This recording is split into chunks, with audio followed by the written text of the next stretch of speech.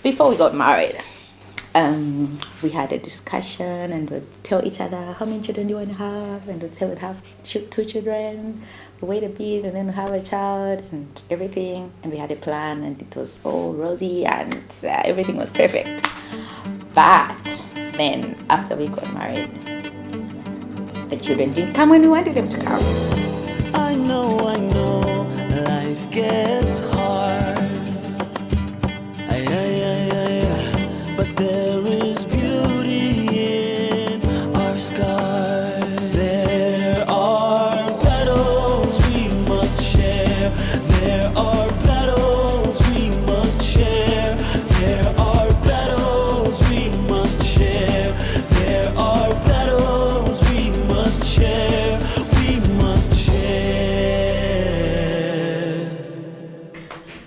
Hi guys, welcome to my channel. So today I'm very excited to have two people that are very dear to me, and we're gonna have a very interesting conversation.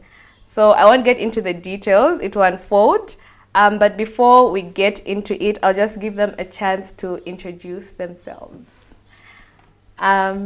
Welcome. Thank you. Okay. Thank you. So this is the part we introduce ourselves? Yeah, you could introduce yourselves, you could let us know how long you've been married, how many kids you have, stuff like that. Yeah. Okay. We are Mr. and Mrs. Chalema.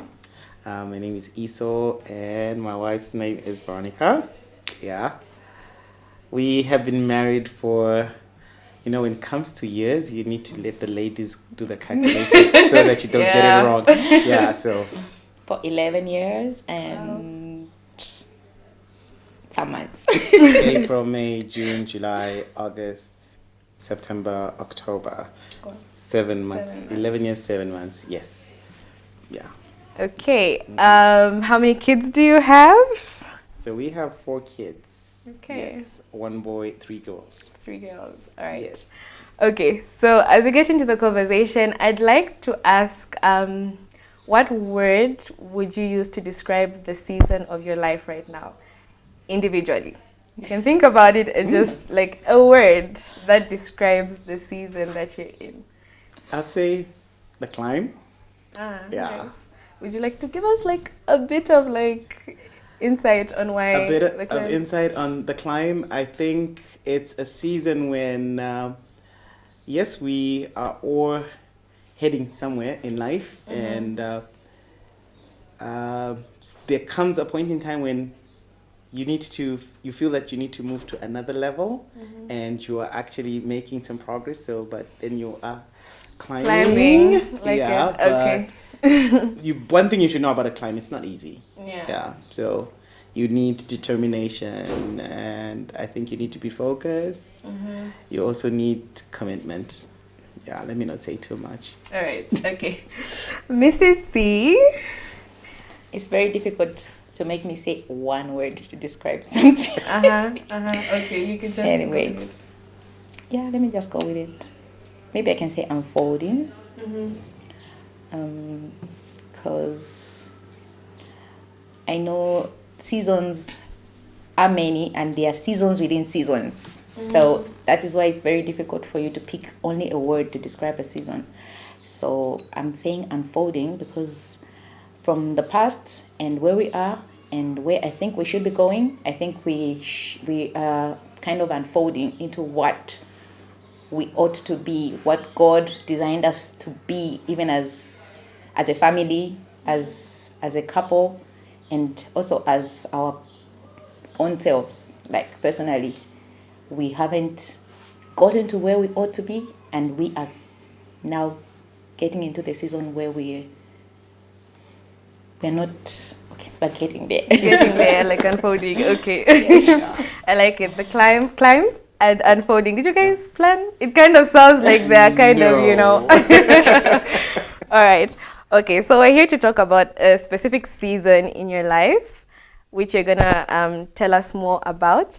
So since we're talking about seasons, when you look back to that season, which you're going to tell us more about, what word do you think could describe that season, that specific season? Let me say, maybe it was a learning season. Yeah, a season of trust, like trusting in God. Yeah. It wasn't one season because the time was quite a bit lengthy. So maybe it was a process. I don't Process. know. Okay. Yeah, it's like a whole lot of, like she says, like in a It's season hard you to- find yeah. seasons. Yeah, so it's hard to just sum it all up in one word. But like I said, there's the season of trusting in God, learning. Yeah. Right. Okay. So, okay, we're just gonna dive into it. I'll ask you to explain, give us your story, give us the background, how it was for you. You could give us, how you felt during that time, and just I don't know where you start from, but you can start from wherever it's comfortable for you. Before we got married, we had a discussion and we'd tell each other how many children do you want to have, and we'd say we'd have two children, we wait a bit and then we have a child and everything, and we had a plan and it was all rosy and everything was perfect. But then after we got married, the children didn't come when we wanted them to come. So that was, I've said it for you. Yeah, so that was more like, there's this thing when people like get married, you, yes, want to have kids. Like she said, we had discussed about this and we said, okay, we're going to have kids. Like, how many kids we would want to have. Funny enough, we already had names. And then this was like before you got married. Yeah, before we got married. So you had like the whole picture, like this is how it's gonna be. Yes. Yeah. Like where you're thinking like it should be, it should roll out in this direction, and then after 5 steps it should turn to this way, Yeah. Yeah, but then like she said, the kids didn't come exactly when we thought they would come. And it was a hard time for us because when you just get married and there's always this expectation, not just from us, but even from people around, and especially if it's a season when all your other friends are also getting married at the same time, and then they are having the kids, and then we now begin to feel like, okay, God, we're trusting you for a child right now, but it's not happening, not right now. And it became a bit hard for us. And I think at this point in time, it would be good. I can give my personal experience. She'll be able to give a personal experience as well. Okay. The hardest part, I'll just give an example of like you get married and then you start hearing statements from other people like, hey, what are you guys still doing? What are you waiting for? Yeah. And then you go like, no, you guys stop playing around, like get serious. And they would say that and not knowing what is happening on the other side. And because you wouldn't want to just like start telling, no guys, this is what's happening to me, so you just kind of like laugh it out and kind of like forget. But then when you get home, you cry your eyes out, unfortunately. And so it was really a hard time. And one other thing is that, it was a time that I felt like, God, I need to trust you more. Being a worship leader in church, and you are expected to come and stand before people and lift holy hands and encourage someone in worship and all. And yet you have got this battle and this thing that is raging within you. And we had a song that we would listen to during that period by Casting Crowns, and I'll praise you in the storm. Yeah, okay, yeah, something like that. Yeah. Yeah, where the song talks about like you still praise God in the storm, and despite what it is, God is still God and He's still who He is. And we would go like, God, I'll still trust you even in this season. Okay, so before we go to Mrs. C, so you mentioned that you're a worship leader and you were having your own battles, but you still had to go and encourage people. When you look back, do you feel like what you were going through affected your ministry? So yes, it did affect my ministry because I think through the same process, I was able to trust God more, like as scripture says, like in is it First or Second Corinthians chapter 12, verse 9, somewhere there, where it says, "When I am weak, He is strong," because it really used to drain me, and I thank God for the people that I would go to share with, like my spiritual father, Reverend Nali. I would talk to him about it and how I felt exactly, and the way he would encourage me. And we used to spend some time in prayer with him, alone and with my wife. We did spend some time with him. So it needed me to trust God even the more, because on my own, I don't think I could have gotten anywhere, because I felt like I used to be very weak. But when I get in front there, it was no longer about me, but what God would want to do for the people and what God would want to do in the lives of the people, even just through worship and things like that. So I hear like the things that helped was you had people that you could go to, and also just trusting God through the process. Yeah. Okay. Okay, so Mrs. C. So you could just tell us how it was for you. Okay, so it was good and bad. And firstly, okay, he said that we would go to people, but what I would like to talk about is the one person that I had was him before we had anyone, because it's really difficult for you to walk up to someone and start telling them you have this issue, and there would be people asking around, and to be honest, very few people actually knew. Most people would think it's something that is planned, because we didn't want to be telling everybody, and I think there was just about 3 people that we actually talked to, and everyone else just thought, some of them, if they are too inquisitive, we would even say, okay, no, we're waiting for something, and just try to not say what exactly is happening, but just try to make them think it's something which is under your control, meaning that in the meantime, it's something that you're really longing to have. And it was really hard, because sometimes you wouldn't have anyone to talk to, especially when you had a bad comment when you're at work or something, and then you come back home, and then you pray and cry.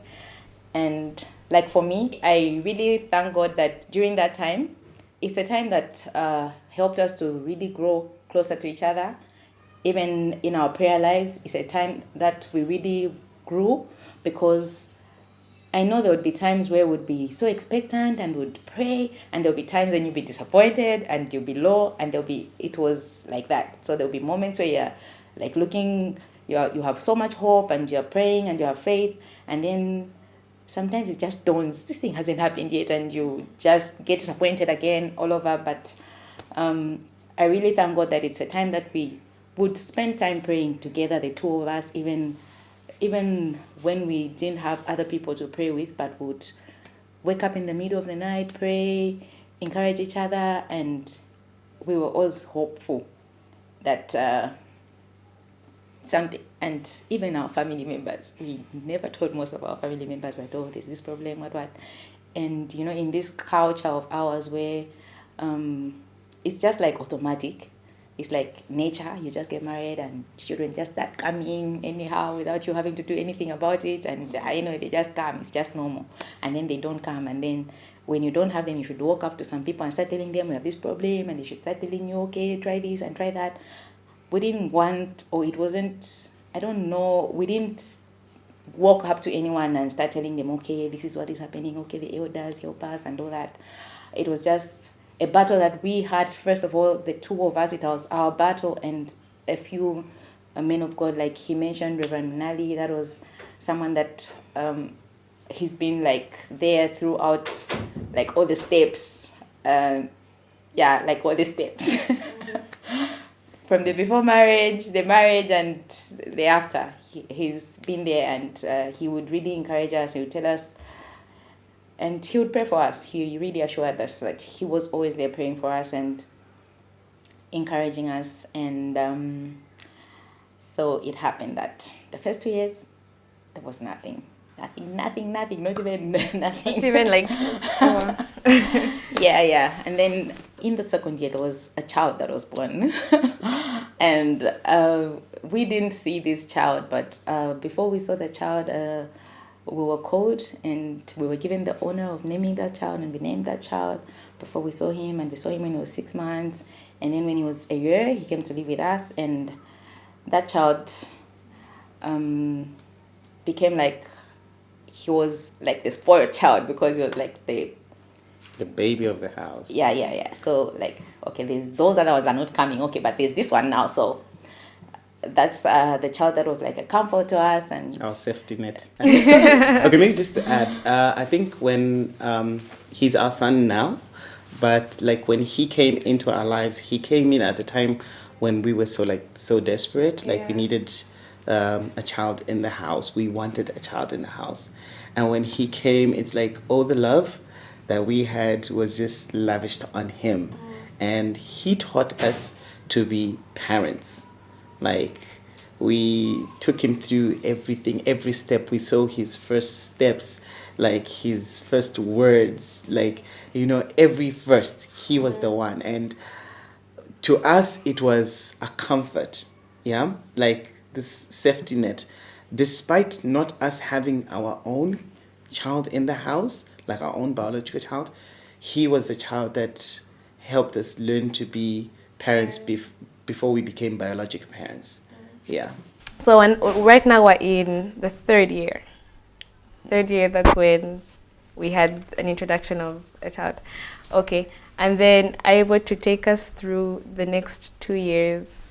I don't know if it's 2 years, right? After that, 2 years until, yeah. So to start with, apart from the praying and everything, there would be, you say there's a saying. I don't know if there's a saying or it's me or what, but you try to do everything you can do in your power and leave God to do his part. So even when we're praying and doing all that, we were trying. Okay, I think in the third year or something, we would like go visit a doctor or something, visit some doctors, given some things to drink, drank a lot of stuff, and things are not just happening. But anyway, so are we still in the third year? Yeah, it was in the third year. I had a miscarriage. Okay, I got pregnant for the first time in the third year. And I had a miscarriage. Was real. We were so excited. And then I had a miscarriage. Did you tell anyone at that point? We told... I think we told Reverend Nali. Yes, did we? Just Reverend Nali. Yeah, we did. Just Reverend Nali. The time, like, oh, we've conceived. Yes. Like getting so excited, and we're like, okay, yeah. But and I had a miscarriage. That was so disappointing.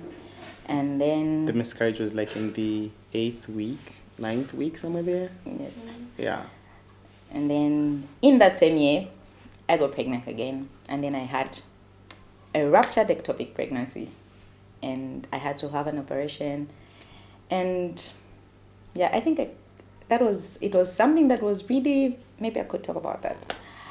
When I had that, it all started like the first time when I had a miscarriage, and we thought I was having a miscarriage again, but then this time around it was like there was one night when it was like, I think it was 2 days before my birthday that year, August, and it all started like we were playing some games in the night, and then I just felt some pain, and then I went to sleep, and that night I didn't sleep.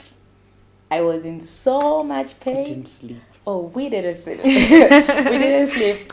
I was mourning and crying, and he was kneeling and praying the whole night, and it was the whole night. We didn't think of going to it was late, so we said we'll go to the hospital in the morning. So it was like I was in so much pain. I've never felt that kind of pain before that time, and I spent the whole night awake. In the morning at 6, the pain went away. And I still went to the hospital. I went to the hospital, and I was being told, you're looking pale and everything, and I was put on, I was given some days off, and then I was given some I needed to do a scan, but I couldn't do it that day. They told me to do it they gave me an appointment to come and do it on a Monday. Then on a Friday, that was a Wednesday night, Thursday morning, I went to the hospital. Friday, I was just there feeling lightheaded, but there was no pain and everything, so I was just there. Then on Saturday, I don't know, he just said, okay, let's just try and do this scan from a different hospital. So we decided to go and do the scan from a different hospital, and the lady who was scanning was like, she wasn't really sure because she was seeing a ruptured, but then I was looking like fine. I wasn't in pain or anything, so she wasn't so sure. But then she asked me to still go back to the other hospital, to UTH, and just gave me a specific person to ask for to recheck me.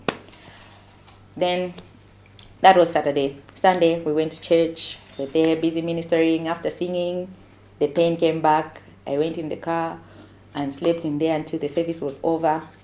Then after the service was over, we reached home, left the people home, and then went to the hospital because I thought, anyway, this pain has come back. Let me just call. Let me not wait for tomorrow. That was Sunday, 8th August 2012.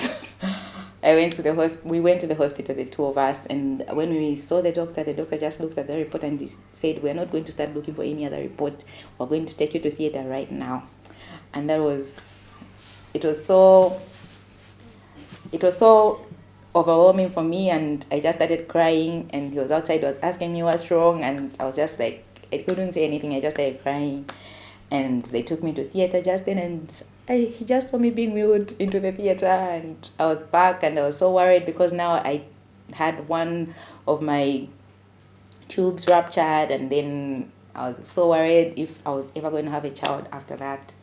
Was it hard to like keep on hoping after being through like 2 miscarriages and seeing how hard the last one was? Like, how did you manage to just like hold it all together after all that? I don't know the how.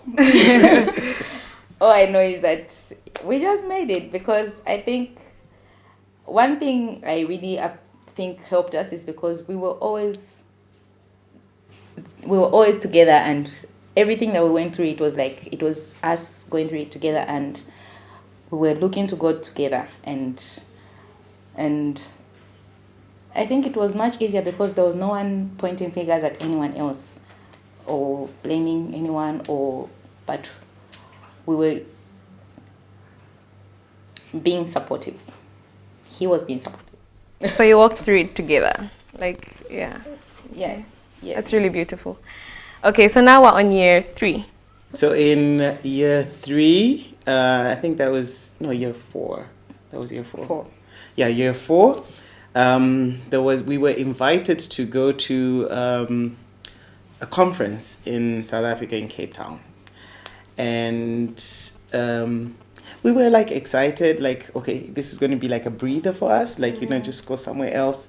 So we traveled, and I don't know how God works, but what he did, we traveled. We were 5 of us that had traveled. There was a pastor and his wife, a friend of mine, and the 2 of us, and we had gone there. So when we reached there, we were asked to stay in the house of Prophet Joel Mohindo. While the pastor and his wife, who actually invited us, went to stay somewhere else, and then my friend was also staying at another place. And funny enough, we got there, like the first day we were chatting, and the very next day, okay, I'll call him Pastor, when Pastor there just asked us, like, I want to take a ride with just the 2 of you, like just me and her. So we got into his car. Everyone else remained at home, and the conference was going to start later in the evening. So we took a ride in the car. I thought we were actually going somewhere, but he was just taking us around, and then he literally stopped the car like in the middle of the road. And then he goes like, I know there's something that is on your heart, the 2 of you. Like, there is a desire that you guys have. Would you want to share? And so we first of all laughed, and then we went like, yes. And then we continued and told him our story. And before anything else, he went on, okay, like we told him our story and how things worked out. And then he goes on to say, like, I know God is going to come through for you. He came through for me. So that was Prophet Joel telling us that God came through for him. And then he gives his story. And then he said, God is about to do something for you guys. And you just need to trust him. And he also took us aside, spent some time with us, prayed with us. And that was in July. Yeah. So we went in July. And then after the whole experience in Cape Town, we came back. I had a friend who also had a similar experience where she had like ruptured a tube, and then with them they had to go and do an IVF in Cape Town. And so when we sat down, we had some money, and I was telling my wife, I said, you know what? That was after we came back. You know what? I think let us just go and do the IVF and see, maybe this is the way forward. Remember, God still works in whichever way he's going to work. And so we said, look, let's count the costs. Accommodation, we won't have to look for accommodation when we get there. We'll just simply go and stay with Prophet Joel. And yes, we'll have to think of the other bills, and it's going to add up to ABCD. The money is here. Okay, good. So what are we going to do? Let's call him. So that's how now I got in touch with Prophet Joel and told him, like, okay, this is our plan, and we're planning maybe we can come. And that was around, what month was that? September, October, somewhere there? Somewhere around this time of the year. I called him, like, this is what we've decided. We've decided that we're going to come over and we're going to do this, the IVF, and see how it goes. And then he simply says, Iso, I want you and your wife to hear me, and hear me well. God is about to come through for you guys. Let's allow God to do his thing. So we said, okay, but we're really looking forward to coming and then just doing this and getting over and done with. Anyway, we'll trust God in it. At the same time, during the same period, I went and shared with Reverend Minali and said, well, Dad, this is what we're planning. And he also said the same words. He said, yeah, let us just, first of all, see what God is going to do. Let us pray about it. And I remember one of those days, that day, we had gone to church, went into his office as we talked, cried a bit in there, and he prayed for us. And we were like, okay, we'll see how it goes on from here. And then after a month, boom. That's boom. Yeah, boom. She got pregnant.